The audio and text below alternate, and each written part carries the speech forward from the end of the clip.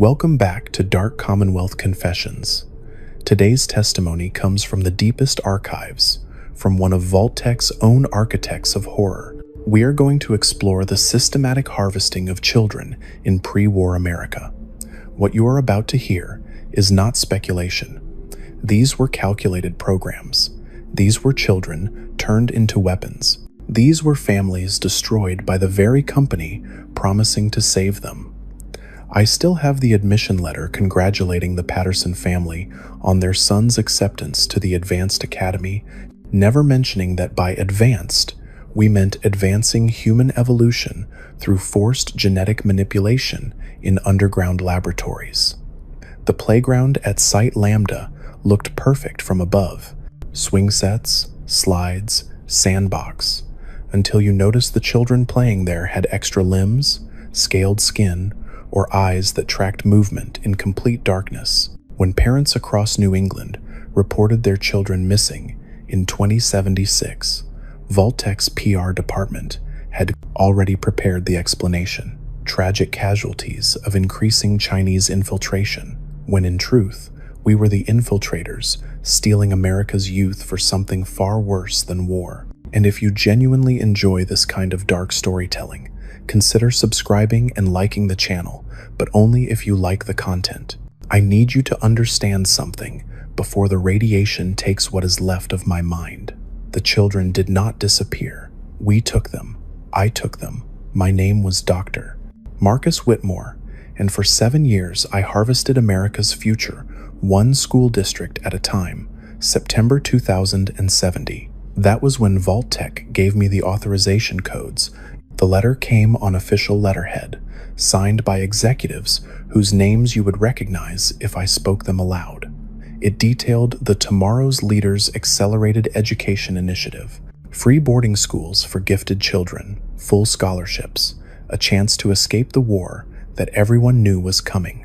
Parents lined up in Boston, in Concord, in Salem. They signed the waivers with trembling hands, grateful someone cared about their kids. The buses had no windows.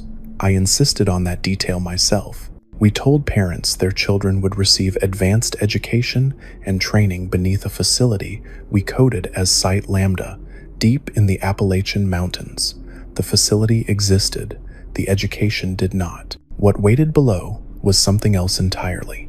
Something that required subjects between ages 5 and 15, before bone structure fully set, before personality calcified into something we could not reshape. The first transport arrived on September 15th, 42 children. I remember standing in the loading bay, watching them file out, still clutching their stuffed animals and comic books. Little Jennifer Marks from Dorchester asked me where the classrooms were. I told her we would show her tomorrow. She smiled. That smile has followed me through 200 years of guilt. But here is what you need to hear. Here is what I recorded on every drive I could hide in every location I could reach before my nerves started firing wrong. We were not just studying them. We were using variants of something the military called FEV, Forced Evolutionary Virus, combined with genetic modification protocols that I helped design. The goal was simple on paper: create children who could survive what was coming: enhanced healing, radiation immunity, faster neural processing, the ability to rebuild civilization after the fire. The screaming suggested we miscalculated. Subject 007 was a boy named Timothy Chen, 8 years old when he arrived.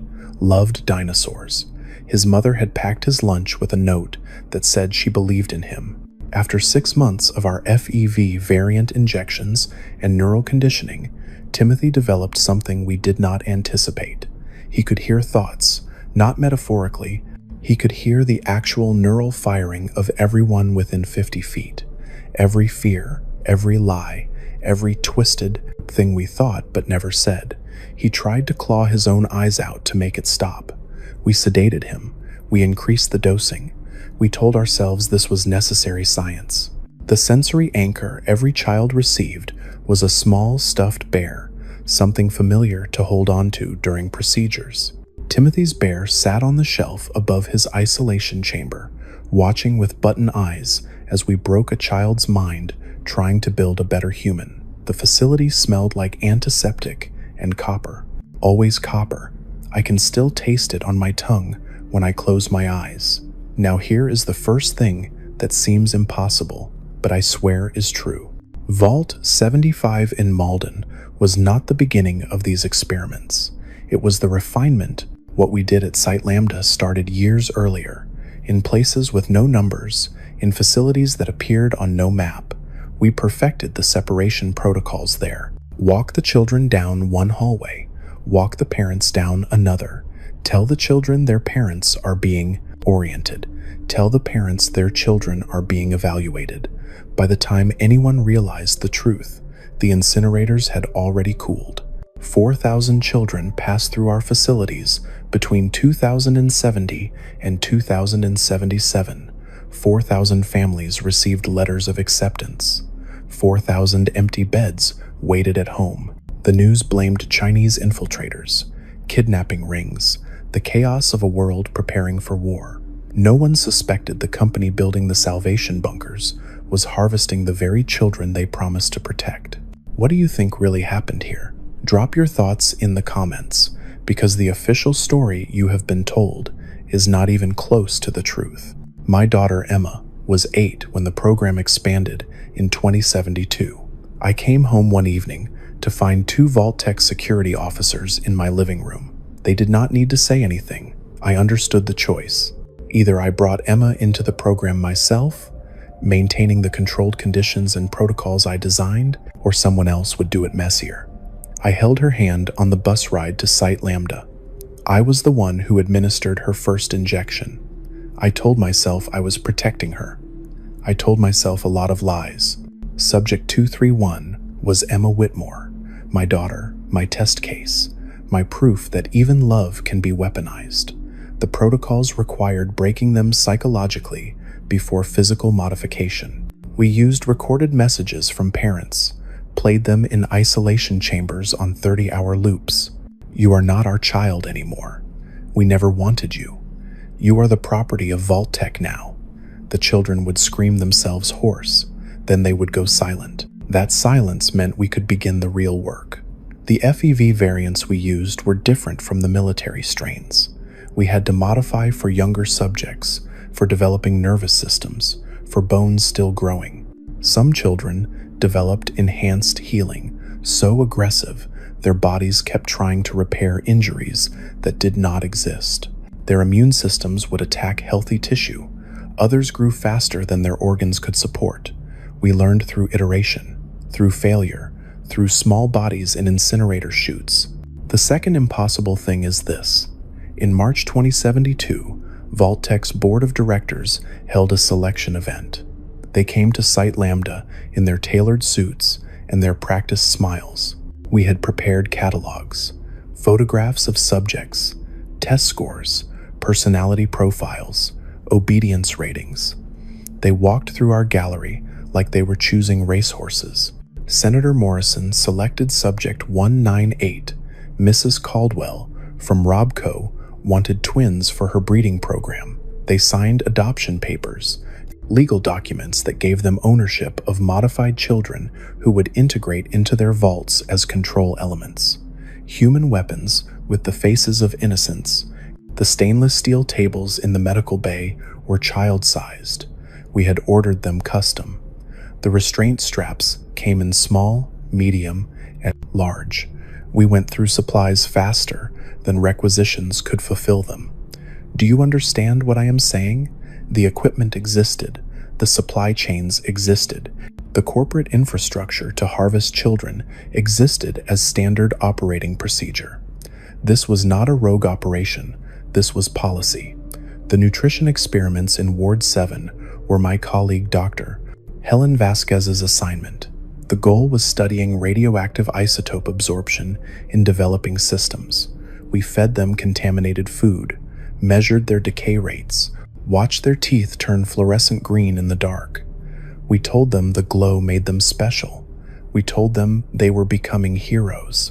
They believed us because what choice did children have but to believe the adults who controlled everything?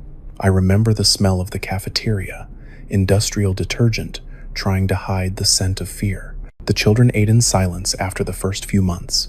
They learned that talking during meals added restrictions, no privileges, no stuffed animals, no breaks between procedures. Compliance purchased small mercies. By 2074, we were operating 12 facilities, 4,000 subjects in rotation. The president signed the expansion order himself. I saw the signature, the letterhead, the seal of the United States pressed into wax. Small sacrifices ensure America's future. That was the phrase they used. Small sacrifices, as if children were currency. As if their screaming did not echo through every ventilation shaft. Dr. Helen Vasquez could not watch it anymore. In August 2074, she tried to release Ward 7, 40 children. She deleted their files, disabled the security protocols, led them toward the surface access elevator. Site Lambda security caught them at the second checkpoint. They shot Helen in front of the children, one bullet, center mass. They made the children watch her bleed out on the concrete. Then they walked them back to their cells in single file. A lesson about consequence, a reminder that there was no escape. I helped carry Helen's body to the incinerator. I did not say anything. I did not do anything. I went back to work. The successful subjects were classified as integration candidates. We gave them new identities, new histories, implanted memories of vault life. Then we seeded them into various vaults as control elements. Human test subjects who did not know they were test subjects. Weapons that would activate after the bombs fell, carrying out whatever programming we had burned into their modified minds. Vault 75 received 12 of our subjects, disguised as Vault staff children. They would grow up in that facility. They would participate in that Vault's own genetic experiments. They would breed with the other modified children, layers upon layers of experiments, control groups within control groups. The scientific method applied to human suffering with perfect efficiency. Subject 5. 1-1 was a girl from Salem named Rachel. She was 9 when we attempted enhanced cellular regeneration. The treatment worked too well. Her cells began dividing backwards. She aged in reverse. I watched her regress from 9 years old to infant over the course of 3 months. She died in the arms of a security guard who had broken protocol by holding her. He was terminated the next day.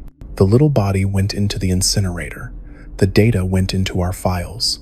Progress required sacrifice.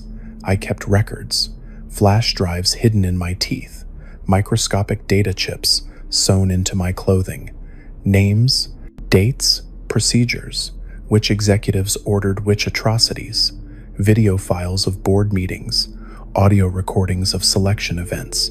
I built an insurance policy against Vault-Tec, one encrypted drive at a time. I told myself that if anything happened to me, someone would find the evidence. Someone would make this matter. No one did. No one will. But I am leaving this testimony anyway. The third impossible thing is the one I need you to hear most carefully.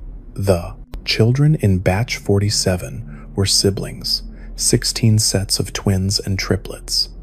We hypothesized that genetic similarity would enhance certain modifications. We were correct. After 8 months of synchronized treatment, they developed what we called distributed consciousness. They began thinking as one entity, not telepathy exactly, something deeper, a shared mind across multiple bodies. They tried to escape together, moved in perfect synchronization, spoke in unison. They disabled security systems we thought were impossible to crack. They made it to the third sublevel before we understood what was happening. We sealed the sector. We released aerosolized sedative. We stood outside the doors listening to them, thinking as one voice, calling for help that would never come. We gassed the entire wing, 47 children, one mind. We purged the ventilation system and went home for the weekend. I dream about them, all of them, but especially batch 47. Sometimes I hear them, thinking, a chorus of young voices asking why we did this, asking what they did wrong. I have no answer that makes any sense. The military liaison arrived in January 2075. Colonel Bradford, West Point graduate. 3 tours in Alaska. Eyes like surgical steel. He reviewed our data for 6 hours without speaking. Then he requisitioned 60 subjects for a program he called Project Sentinel. Children with enhanced reflexes, suppressed emotional responses, perfect hand-eye coordination. He was building child soldiers for the Anchorage front. 12-year-olds who could put a bullet through a target at 800 yards and feel nothing about it. We shipped them north in February. I signed the transfer orders. I watched them board the cargo plane. They moved with mechanical precision by then. The conditioning had taken. They did not ask questions anymore. They did not cry. They barely seemed human, which I suppose was the point. I never learned what happened to them. The official report said Project Sentinel was a success, but Alaska fell anyway. The children probably died in the snow, or maybe they are still out there somewhere. Modified weapons, wondering why they were made. The worst cases went to the nursery ward in sublevel 9. I need you to understand what that phrase means. We were not raising children there. We were growing them, using harvested genetic material to create embryos designed for specific experimental purposes. Designer babies built to order. Some were bred for radiation resistance, others for enhanced intelligence. Some were created just to see if we could. They never had parents, never had names beyond alphanumeric designations, never had anything except the purposes we programmed into their DNA before they were born. We would gestate them in artificial wombs, raise them in isolation, begin modifications at 6 months old. Their entire existence was suffering in service of data collection. I visited the nursery ward 3 times. The Passipult. Sounds there were different from other sections. Younger, more primal. The staff who worked there never lasted long. Something about those sounds broke people faster than anything else in the facility. We had to rotate personnel every 6 weeks. The cribs were made of steel and plastic, easy to sterilize. The walls were white. Everything was white, clinical white, the white of laboratories and morgues. The children who survived past age 5 were transferred to integration programs. The rest became data points in our files, small bodies that never got names. Here is what haunts me more than anything: the efficiency of it. We had systems, procedures, quality control measures, performance reviews. I received bonuses for meeting quarterly quotas. There were birthday parties in the break room, office politics, water cooler gossip. We went home to families. We mowed our lawns. We lived normal lives while harvesting children in underground bunkers. The banality of evil is not a metaphor. It is shift work and paperwork and cafeteria lunch specials.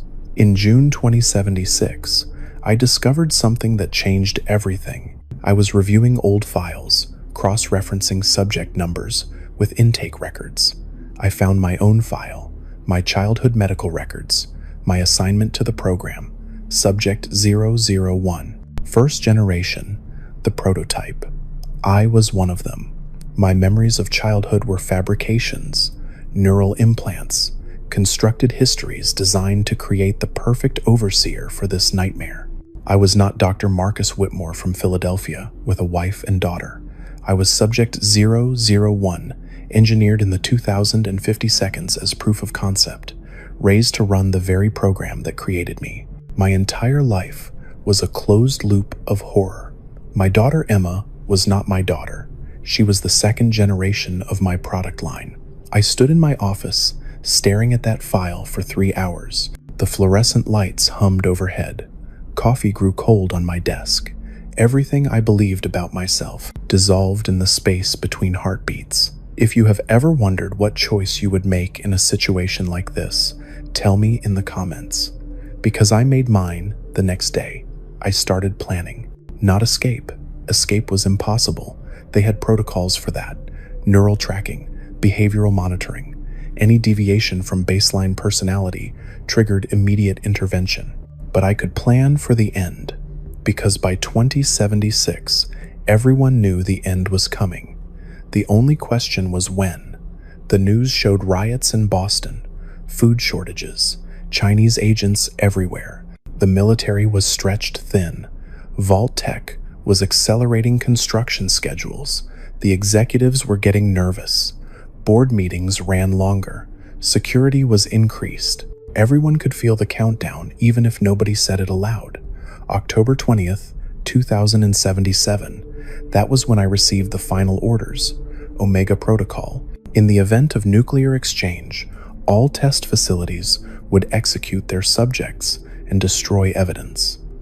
The children were loose ends, witnesses to crimes that could never be revealed, 4,000 loose ends scheduled for termination. The orders came with specific instructions: lethal injection, incineration, data wipe. The paperwork had to be filed properly, even for mass murder. I had 3 days to decide who I was. The flash drives in my teeth contained everything, every name, every procedure, every executive signature. 7 years of documentation.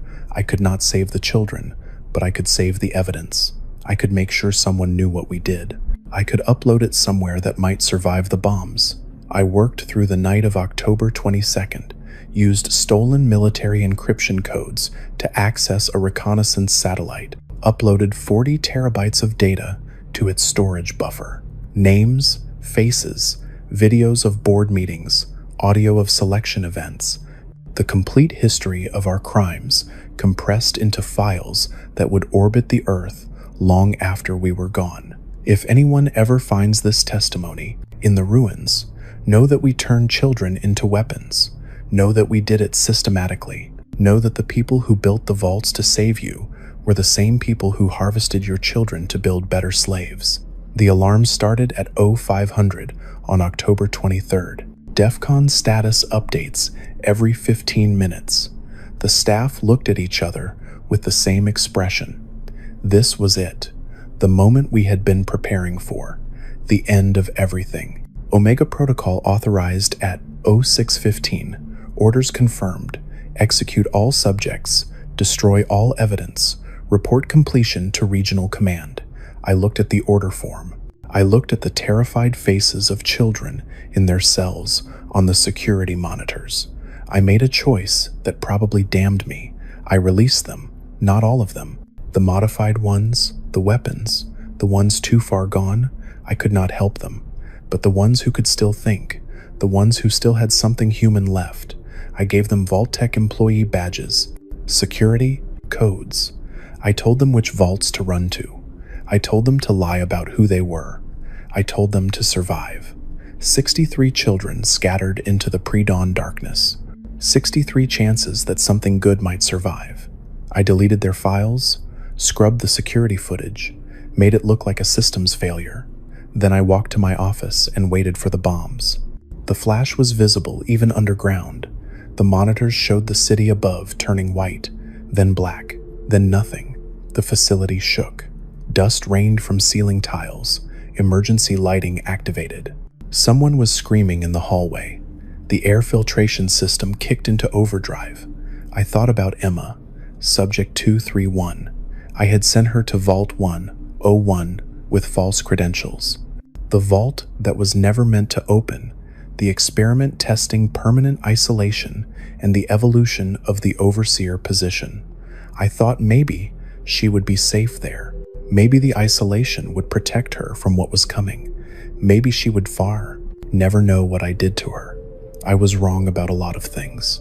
The other doctors executed Omega Protocol in their sectors. The sound of gunfire echoed through ventilation shafts. The smell of smoke. The emergency channel reporting completion percentages like quarterly earnings. Sublevel 3, complete. Sublevel 7, complete. Ward 9, complete. 4,000 children reduced to data in incident reports. I sat in my office listening to them die.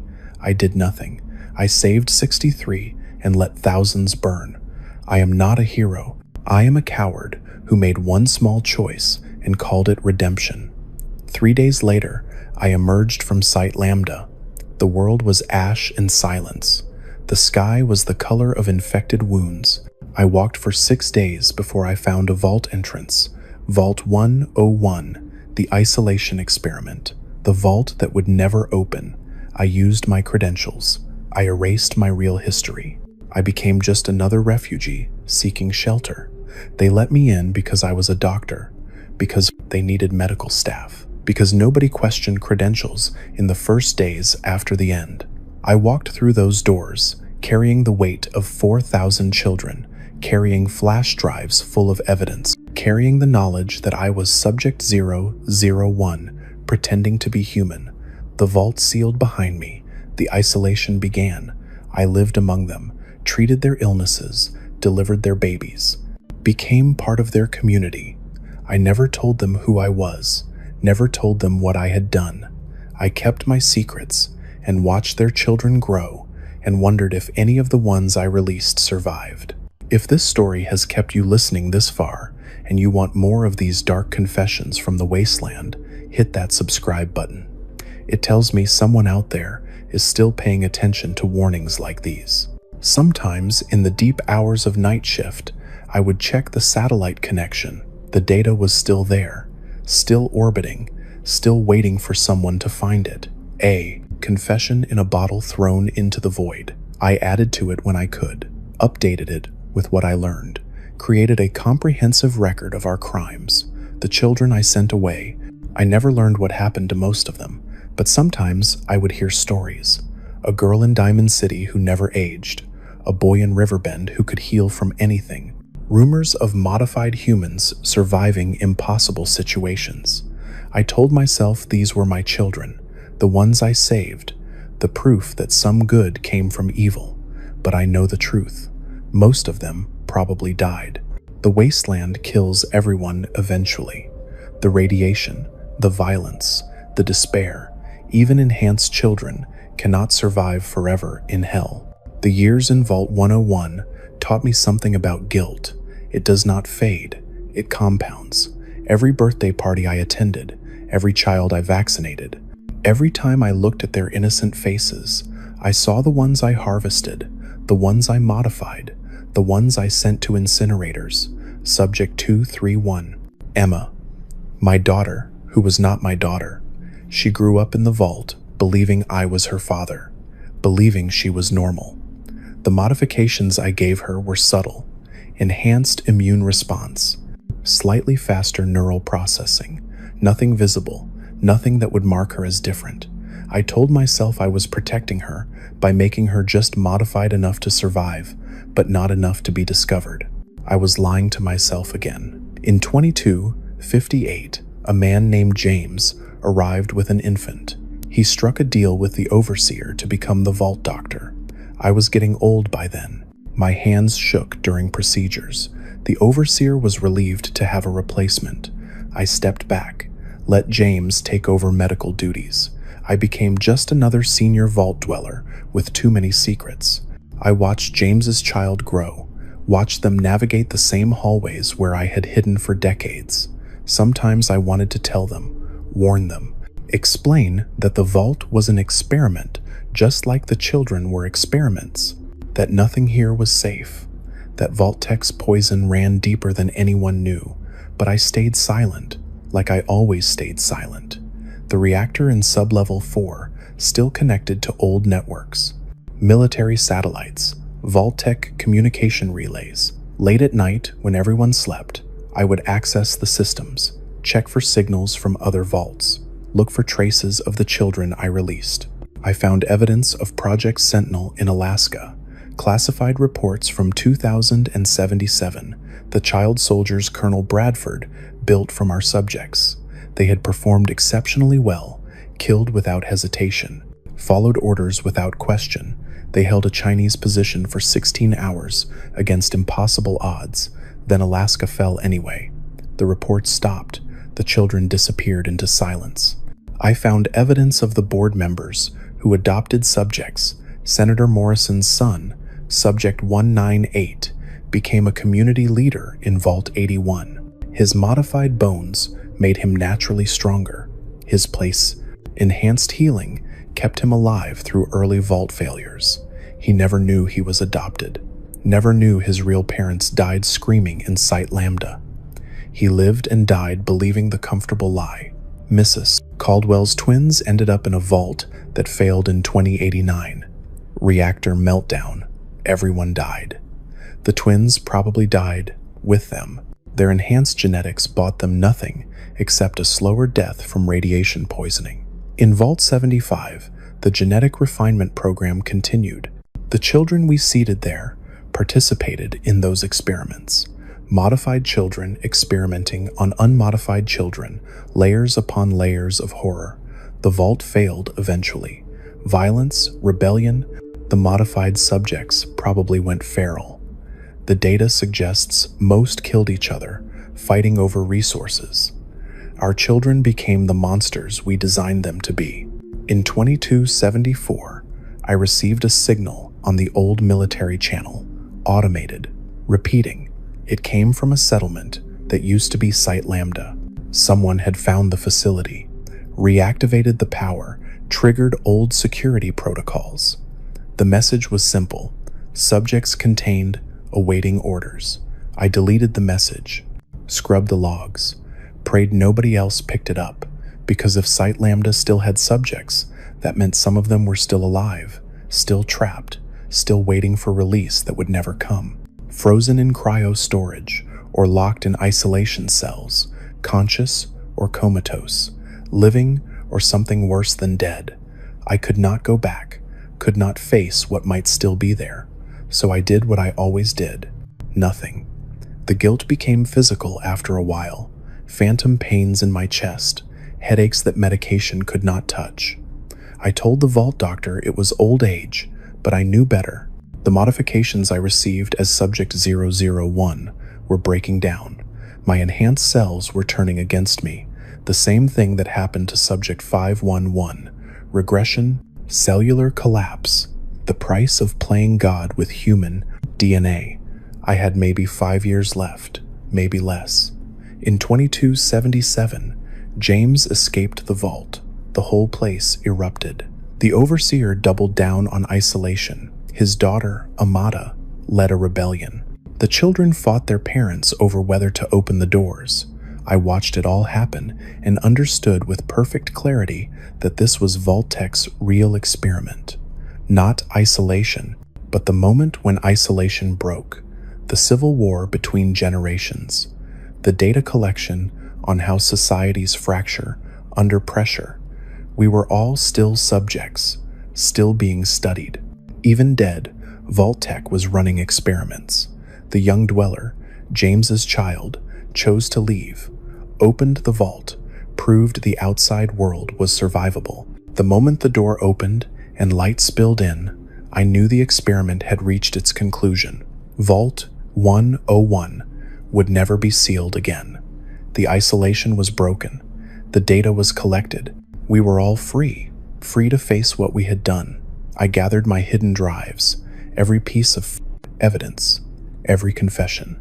I wrote this final testimony, knowing that my cellular structure was collapsing, knowing that I had days, maybe hours, before the modifications killed me, knowing that I needed to leave a record that someone might find. Days before the vault opened, I spoke to Subject 231, Emma, my not daughter. She was teaching children in the vault school. She looked happy. She had built a life here. She had friends, a purpose. She was everything I tried to make her, everything I destroyed her to become. I told her she was beautiful. I told her I was proud. I did not tell her the truth. I took the coward's path again, but I left her a letter, hidden in my quarters, explaining everything, names, dates, what I did to her, what she really was. The letter had coordinates for where I hid the master files, every flash drive, every data chip, the complete confession. She deserves to know. She deserves to decide what to do with the knowledge. Little Sarah from Batch 12 asked me once, 3 days before the bombs, when do we get to go home? She had radiation-proof skin by then, green-tinged and slightly scaled, beautiful in its terrible modification. I told her, soon. I knew home would be ashes. I knew there was no home left to return to, but I told her soon because lies were easier than truth. I think about her constantly, wonder if she was one of the 63 I saved, wonder if she survived, wonder if radiation-proof skin was enough to survive the wasteland, wonder if she remembers me, wonder if she hates me. She should. They all should. Sometimes I wonder if the children we changed were the only ones who could have survived what came next. If our atrocities accidentally created humanity's salvation, if the modified ones, the weapons, the monsters we made, were actually the future we needed, maybe the ones with radiation-proof skin, the ones with enhanced healing, the ones with distributed consciousness, maybe they were the only ones equipped for this new world. Maybe we did not destroy humanity's future. Maybe we created it. But that is just another lie I tell myself to sleep at night. The truth is simpler. We were scientists who forgot that our test subjects were children. We were bureaucrats who filed paperwork for mass murder. We were parents who harvested our own offspring. We were human beings who chose data over decency every single time, and we did it all in the name of saving America. The files are hidden in the old storage tunnels beneath the vault. Access code 773 Echo 9er. Everything is there. Names of every child, names of every executive who ordered their deaths, video documentation, audio recordings, medical files showing what we did to them, financial records proving the scope. 7 years of systematic child harvesting compressed into 40 terabytes of evidence. Someone needs to find it. Someone needs to know. Someone needs to make this matter. I am dying now. The cellular collapse is accelerating. My hands look wrong. My reflection looks wrong. I am regressing to whatever I was before they modified me, before they made me. Subject 001. Before they programmed me to oversee the harvesting of children, my last act is uploading this testimony to the same satellite that holds our crimes, a confession to match the evidence, a voice to accompany the data. So if anyone finds the files, they understand what they are looking at. So the children have names, so the dead are remembered. I am Dr. Marcus Whitmore. I was Subject 001. I harvested 4,000 children for Vault-Tec's experiments between 2070 and 2077. I saved 63 and damned thousands. I lived in Vault 101 for 200 years, pretending to be human. I left evidence hidden where someone brave enough might find it. And I am sorry. I am so deeply sorry. Though sorry changes nothing. Sorry does not bring back the dead. Sorry does not undo modification. Sorry is just another word I learned to say while doing nothing. The vault door is open now. Light is streaming in. I can hear people talking about the outside world, about hope, about rebuilding, about the future. I hope they build something better than what we destroyed. I hope the children I saved live long enough to see it. I hope someone finds the evidence and makes it matter. I hope, but hope is something monsters like me do not deserve.